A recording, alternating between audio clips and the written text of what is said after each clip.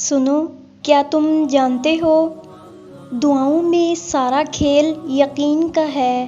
جیسے اللہ فرماتا ہے اور زمین میں نشانیاں ہیں یقین کرنے والوں کے لیے، اور خود تمہارے اندر بھی، تو کیا تم نہیں دیکھتے؟ ہم چھپی ہوئی نشانیوں کو ڈھونڈتے ہیں اور کھلی نشانیوں کو دیکھتے ہی نہیں۔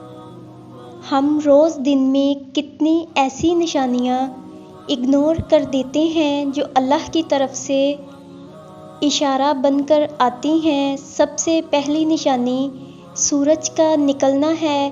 کیسے اللہ ایک لمبے گپ اندھیرے کے بعد روشنی کی تیز کرن کو مشرق سے ابھارتا ہے اور پھر اس ایک خاص جگہ پر رکھ دیتا ہے جو کئی میلوں دور سے اپنی روشنی ہم تک پہنچاتی ہے اور پوری کائنات کو جھٹ سے روشن کر دیتی ہے۔ تو کیا آپ نے اس کرن کو دیکھ کر کبھی یہ نہیں سوچا، یہ کرشمہ کیسے ہو گیا؟ یہ اللہ کی نشانیوں میں سے ایک نشانی نہیں تو اور کیا ہے؟ قبول نہ ہونے والی دعا قبول ہوئی دعا سے بڑا معجزہ ہوتی ہے، کیونکہ آپ کی کچھ دعائیں آپ کو توڑ دینے والی ہوتی ہیں، اور جب اللہ یہ دیکھتا ہے کہ آپ کی نیت صاف ہے تو اللہ آپ کو ان توڑ دینے والی دعاؤں سے بچا لیتا ہے، ان دعاؤں کے لیے جو آپ کے حق میں بہتر ہوتی ہیں۔ اور یہ سزا نہیں ہے، بلکہ اللہ کو آپ سے اتنی محبت ہے کہ وہ آپ کو غلط کا انتخاب کرنے نہیں دے سکتا، کیونکہ اکثر اوقات ہم خود ہی اپنے دشمن ہوتے ہیں اور اللہ ہمیں ہم سے ہی بچا لیتا ہے۔ ہو سکتا ہے کسی چیز کو آپ برا سمجھو اور وہ آپ کے لیے اچھی ہو، اور کسی چیز کو آپ اچھا سمجھو اور وہ آپ کے لیے بری ہو۔ آپ نہیں جانتے، لیکن اللہ جانتا ہے۔ خاموش سجدے اور معجزے۔ کبھی کبھار ایسا بھی ہوتا ہے کہ جب ہم جائے نماز پر اللہ سے مانگنے کے لیے بیٹھتے ہیں تو نہ آنکھوں سے آنسو نکل پاتے ہیں اور نہ ہی زبان سے کوئی دعا لفظوں کی شکل میں کہی جاتی ہے۔ بس عجیب سی کیفیت ہوتی ہے۔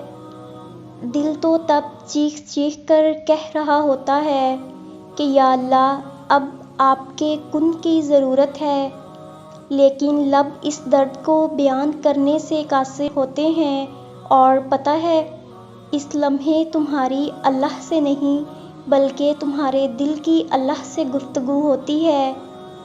اور جب ٹوٹا ہوا دل خود اللہ کی بارگاہ میں جا کر اپنی کرچیاں سمیٹنے کی فریاد کرتا ہے نا، تو اللہ اس کے لیے اپنی مدد نہیں بھیجتا بلکہ پھر وہ کرچیاں خود سمیٹتا ہے۔ اللہ تب وسیلے نہیں بناتا اس کے لیے، بلکہ اللہ خود اس کا وسیلہ بن جاتا ہے۔ تمہاری یہ خاموشی اللہ کے ہاں بہت زور کا شور مچا دیتی ہے، اتنا زور کا کہ آسمانی خلق اس چپ کی آواز سے چونک اٹھتی ہے، اور پھر وہ ساری خلق اللہ سے تمہارے حق میں دعا کرتی ہے اور فریاد کرتی ہے کہ یا اللہ، یہ جو درد سے تڑپ رہا ہے اسے شفا دے دے، اس کے لیے کن فرما دے۔ جب آسمان تمہاری آواز سے لرز اٹھتا ہے تو سوچو اس رب کی کیفیت جس نے فرمایا کہ میں شرق سے بھی زیادہ تمہارے قریب ہوں۔ سوچو تمہاری جس خاموشی کا شور عرش تک پہنچ سکتا ہے، اسے کیا تمہارے دل میں رہنے والا اللہ نہیں سن سکے گا؟ وہ سنتا ہے، وہ سب جانتا ہے، تب بھی جب تم کہتے نہیں اور تب بھی جب تم کہنا نہیں چاہتے۔